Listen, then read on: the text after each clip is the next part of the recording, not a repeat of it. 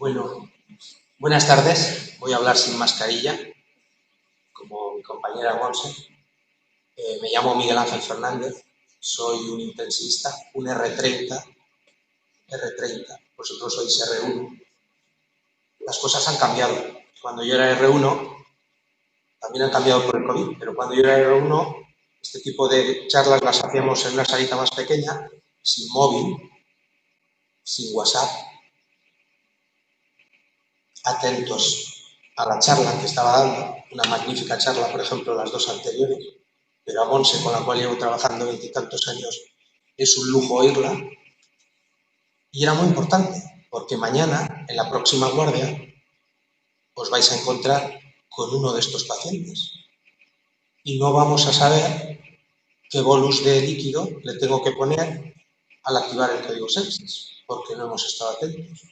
O es una posibilidad. Seguro que muchos de vosotros no habéis estado, pero seguro que no, porque yo también he sido R1. Y también me he tirado de los pelos al día siguiente de una buena charla de algún compañero que lo único que pretende es extender lo que sabemos, que es una de nuestras partes. No somos médicos solo para tratar, sino para enseñar.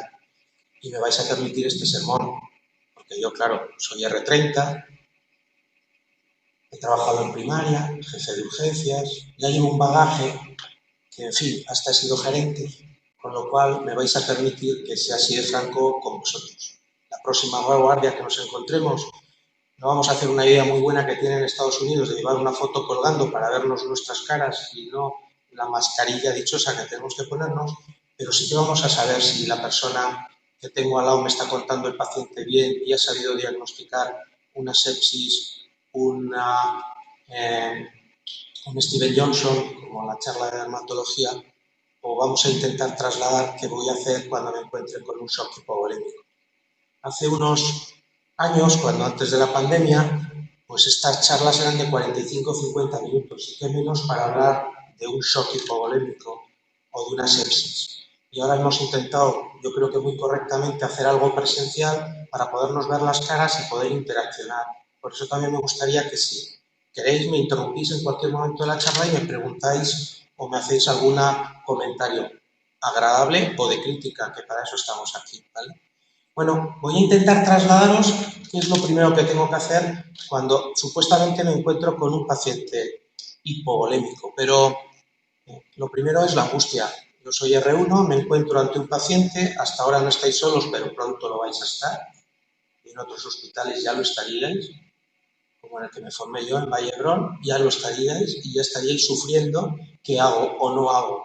Lo primero, si me supera, llamar al adjunto. Estáis en un proceso en el cual tenéis que saber que tenéis que ir adquiriendo responsabilidades de forma secuencial y también asumir esas responsabilidades y tomar una serie de decisiones también de forma secuencial. Pero siempre bajo la supervisión. Ese es vuestro papel y cuando no la tengáis, reclamarla. Pero es muy importante. Es muy importante porque dentro de poco la vida de algún paciente y el diagnóstico estará en vuestras manos. Y todos nos hemos tirado de los pelos después de una guardia y decir, se me escapó esto. Y esto se me escapó porque no estuve atento. Sabemos que las guardias son muy duras, yo llevo más de 2.500 guardias, con lo cual os lo puedo decir en mi vida profesional, y todas son duras. Y todas son buenas cuando se acaba. Hasta entonces no. Y entonces es muy importante. Este sufrimiento lo vamos a tener en cada guardia. En cada guardia. Si además somos responsables, lo vamos a tener. Si me da igual, o pienso, bueno, esto no va conmigo porque como soy residente de radiología, el año que viene ya no veo pacientes, pues bueno, lo puedo asumir, pero no es lo correcto. Bueno, cuando un paciente entra a la puerta con una cosa así o con esta imagen o cuando me dicen lo que ha pasado con este paciente, ya tengo el diagnóstico hecho o no. Pero aquí es lo importante, la importancia de la historia clínica. Esa historia que no debemos olvidar nunca. Semiología clínica, propedéutica, lo que queráis, pero ahí está la historia clínica. Y lo más importante es preguntar al paciente por qué viene. Cuando viene por una cosa de estas, es que es blanco y en botella. Pero la mayoría de los pacientes no van a venir como explicaba la doctora Ortiz. Van a explicar, es que no me encuentro bien, es que me duele la barriga, es que me duele la cabeza, es que toso, es que tengo alguna molestia al orinar, es que hace meses que me duele aquí la espalda y entonces no va a ser tan claro. Y ahí es donde la importancia de la exploración clínica. Y en cada curso que doy, que no son muchos, afortunadamente para vosotros, probablemente algunos, siempre insisto en lo mismo. Uno no deja de ser médico porque su especialidad no sea médico o sea más quirúrgica que médico. Y tenemos un buen ejemplo en nuestro presidente de la comisión de docencia. Hay que llevar siempre el fonendo y tal, no olvidar la exploración clínica. Las exploraciones complementarias que ahora vamos a ver van muy bien, pero la exploración clínica es la base de cualquier buen diagnóstico. ¿Y de dónde voy a plantear los recursos económicos que son limitados en cualquier sistema sanitario público para no pedir una prueba diagnóstica si no la necesito porque la exploración clínica ya me dice lo que tiene? Luego tenemos que interiorizar todo esto. Y todo esto para decir la importancia en cualquiera de los shocks, pero en el hipovolémico, pues es que si me vienen así, chicos, perdón, luego os explico, se me ha saltado una diapositiva, pero bueno, luego la veré. Este es un traumatismo, cuando vienen con esta imagen o con esa herida abierta, pues muy fácil. Pero ¿y cuando viene un paciente en un accidente de tráfico y viene consciente, colaborador? ¿Qué tengo que preguntar? ¿Qué tengo que ver? Pues una cosa tan sencilla, por ejemplo, como cómo ha sido el accidente, si es un choque frontal o frontolateral, si ha habido muertos en el accidente, porque si ha habido muertos quiere decir que la energía de choque, de ese accidente, ha sido lo suficiente como para causar muerte. Por lo tanto, aunque el paciente me venga asintomático o simplemente con los signos de una contusión por el cinturón de seguridad a nivel torácico y a nivel abdominal, que es lo mínimo que puede traer, se me tiene que meter como R1 ya en la cabeza y como A1, A2, A3, A4 y hasta los años que queráis de adjunto, hasta mi R30, de que puede pasárseme desapercibida alguna lesión o aparecer unas lesiones en segundo tiempo. Y por lo tanto va a ser muy importante la exploración clínica y el mantenimiento de la observación sobre esos pacientes cuando llegan a los servicios de urgencia.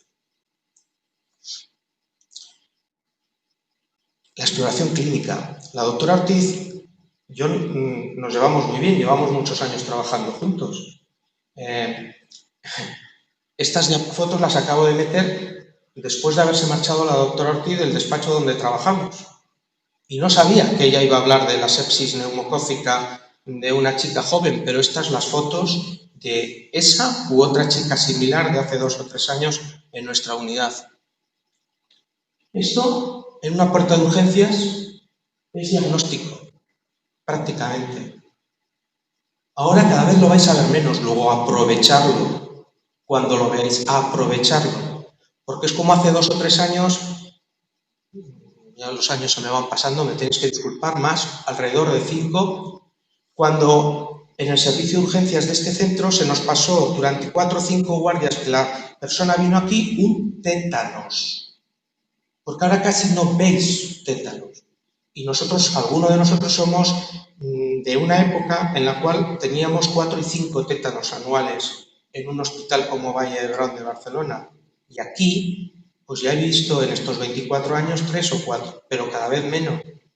Pero es ver al paciente y diagnosticarlo. Esto es lo mismo. Son livideces generalizadas en el contexto de una sepsis meningocócica o neumocócica, una sepsis.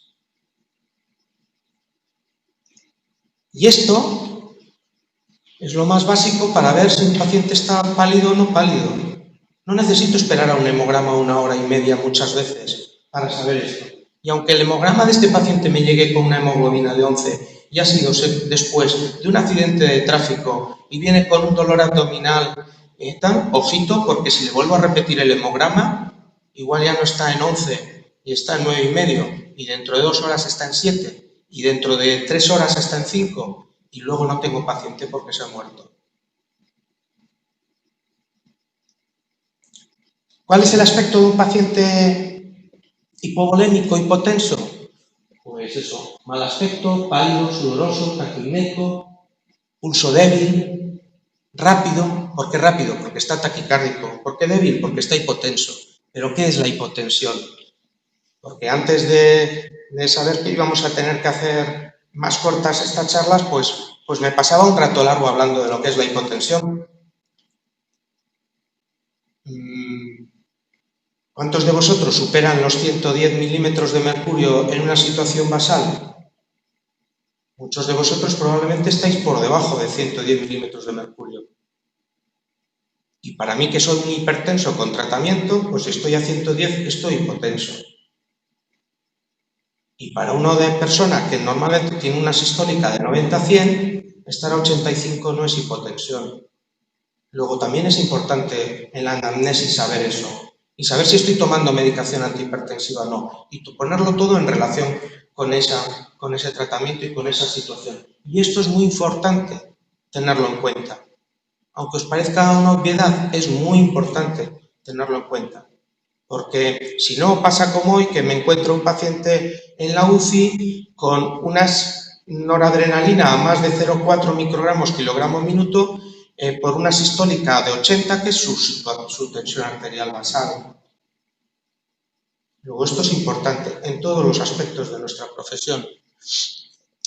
Pero claro, si yo tengo 85 de tensión y estoy consciente, orientado, colaborador, caliente, bien perfundido, sin sudoración fría, haciendo risas cuando me preguntas cualquier cosa, no es lo mismo que estar a 85 milímetros de mercurio de tensión arterial sistólica y estar obnubilado, como decía la doctora Ortiz antes, confuso, no me encuentro muy bien, con tendencia al sueño, encima le miro el pulso y está a 120 y le toco la piel y está sudorosa, fría.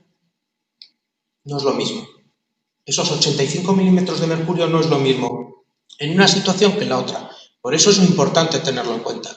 Y cuando esa tensión arterial es más baja de lo que el organismo puede tolerar, pues vienen las alteraciones, la oliguria, las livideces, el relleno capilar lento, la acidosis metabólica, y como entremos en barrena, se me va el paciente, ha pasado 45 minutos en urgencias y todavía no le he hecho nada. Y eso es lo que no puedo permitirme. ¿Vale? Esto es de la Sociedad Española de Urgencias, pues lo mismo. Claro, pero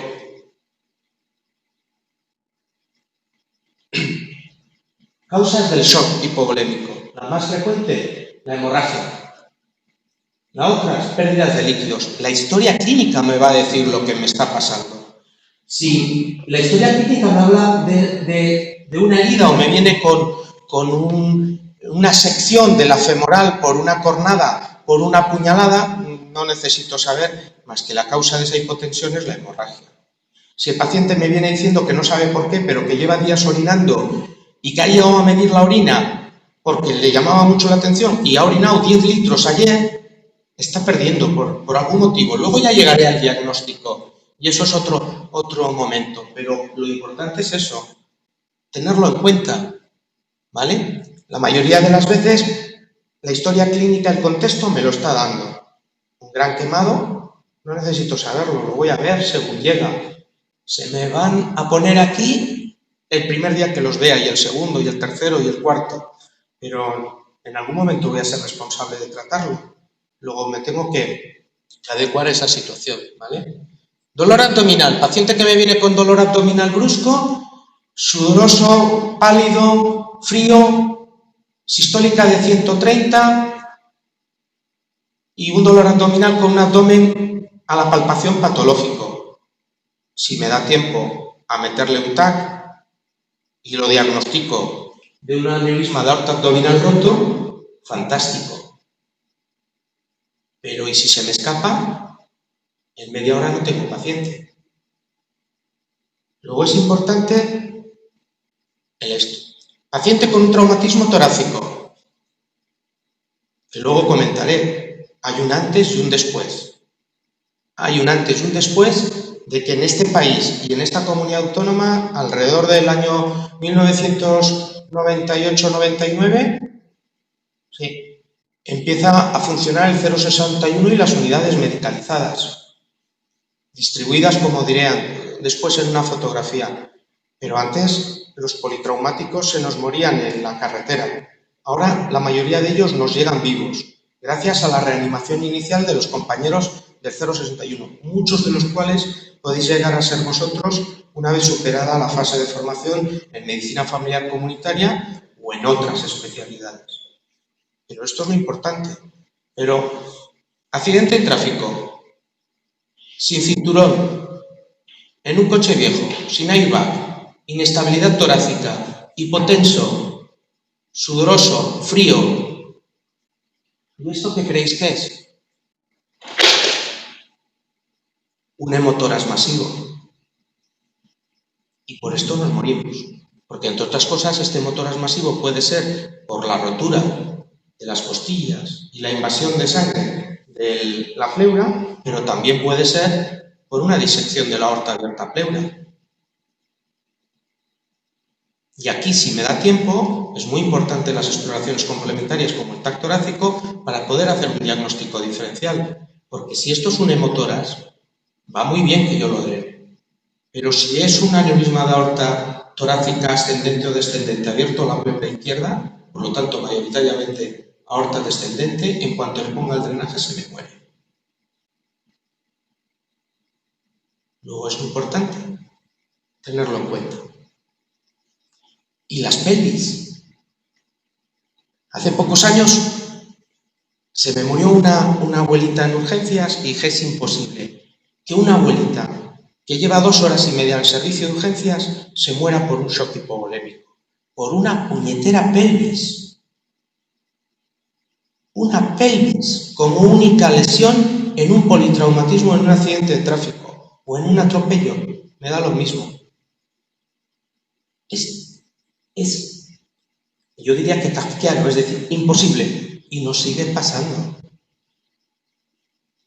No hago una valoración buena de la pelvis, no tal, y la pelvis puede perder 1,5 litros o 2 de sangre en cuestión de 2 o 3 horas. Luego es muy importante estabilizarla, diagnosticarla y tratarla. Ahora, afortunadamente, tenemos la suerte de tener la radiología vascular intervencionista, la disponibilidad de tenerlo casi las 24 horas en nuestro hospital y se emboliza una rama hipogástrica o una rama pélvica y deja de sangrar. Y esto es muy importante tenerlo en cuenta. Porque el shock hipovolémico, en función de las fases, cuando es una fase inicial y se pierde muy poco de sangre, no pasa nada, porque el organismo lo compensa.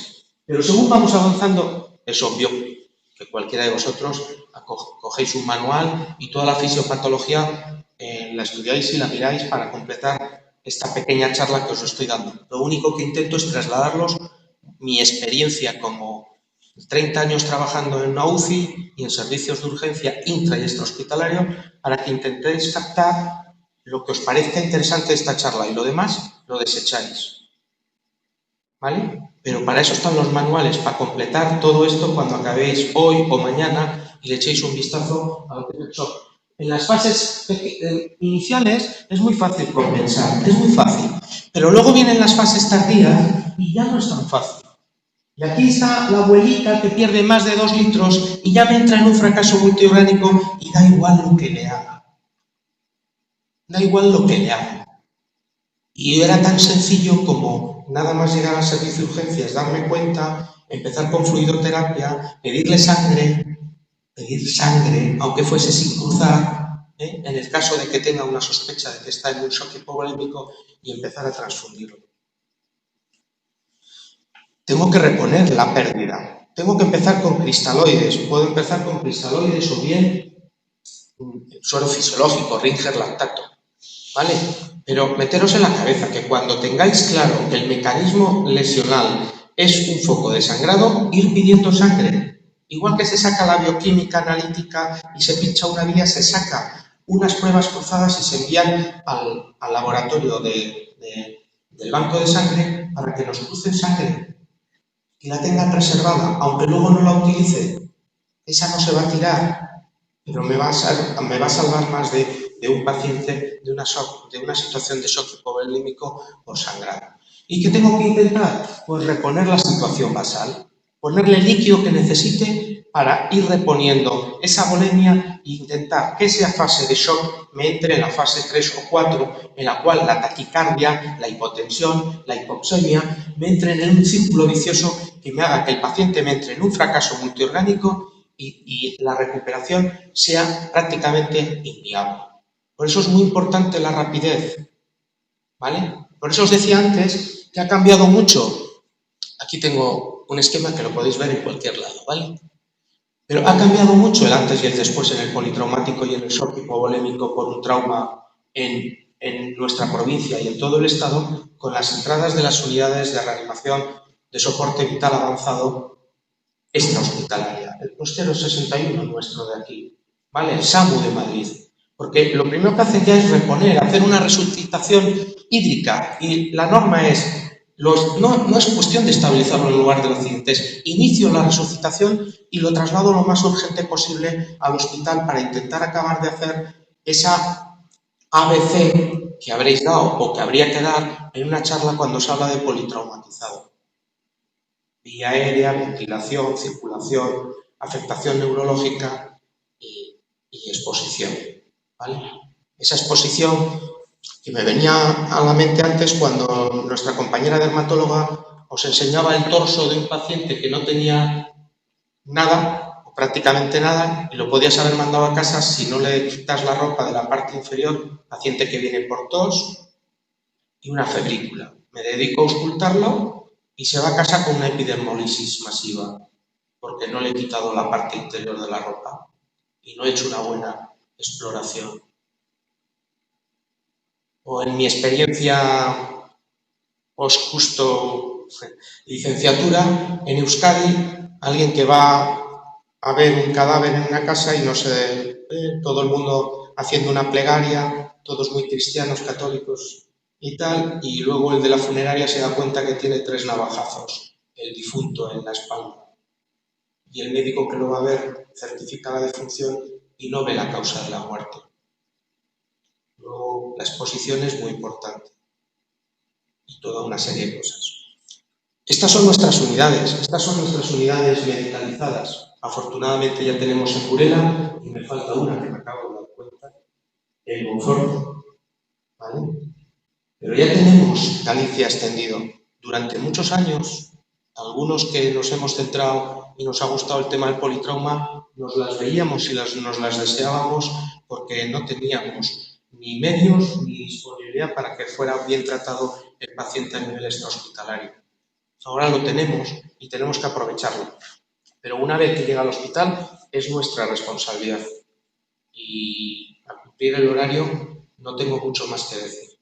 La reposición de líquido y de sangre es en función de intentar volver a tenerlo en la situación fisiológica basal del paciente. Bajar su frecuencia cardíaca, optimizar su tensión arterial, optimizar su diuresis, que es el fundamental saber el flujo horario para saber si hay buena perfusión renal, y si hay buena perfusión renal habrá buena perfusión de otros órganos. Recuperación de esa obnubilación o alteración del nivel de conciencia. En cuanto le pongáis a una paciente hipovolémica o un paciente hipovolémico que viene obnubilado con una tensión justa y taquicárdico 1000, 1500 de volumen rápido, pues vais a conseguir recuperar esa situación basal y corregir un círculo vicioso que si no lo corregimos pronto acabará en una situación catastrófica para el paciente. Y bueno, nada más, daros las gracias, incluso por haber dejado otros focos de atención e insistiros en que, aunque os parezca un peñazo lo que os estoy diciendo o un sermón, me considero en la capacidad con los años que llevo, de poder sermonear un poquito en estos momentos de mi vida, a los que espero que sean compañeros y que cuando me toque a mí llegar reciba el tratamiento que merezco por mis compañeros que hayan sido formados en este magnífico centro, por profesionales tan buenos como los que se están dando todos estos cursos. Y que os vaya todo muy bien. Y si tenéis alguna duda y no la queréis preguntar ahora, estamos en la UCI a vuestra disposición a cualquier hora del día o de la noche, porque hacemos muchas guardias, ¿vale? Y ninguna llamada nos tiene que molestar a un adjunto cuando se genera por una duda más que razonable del compañero que tengo formándose a mi lado. Y nada más, muchas gracias. Si tenéis alguna duda, os agradecería que me la hicierais saber. O alguna aclaración que con el tipo de charla que os he dado, seguro que os tenéis más de una, ¿eh?